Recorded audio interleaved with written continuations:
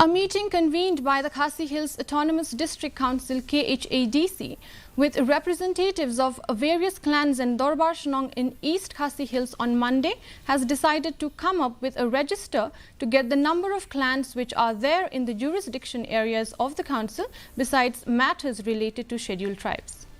According to Deputy Chief Executive Member of the Council, PNCM, while briefing the press, said that this is being done so as to keep a check on the existing clans and sub-clans and the clans that are yet to come into existence.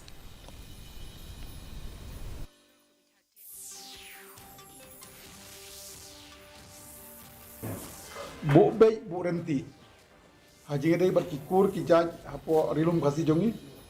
apa upur usam jong ke Khasi Autonomous District Council. Hadin bagi nak sim yang ai jingmut baro ina singudei bara kumno ila de bandon no kathup jongki kur kijaj apa rilum Khasi jongi bah apa upur usam jong ke Khasi Autonomous District Council. Kenang ba kajing ai jai kajing ai certificate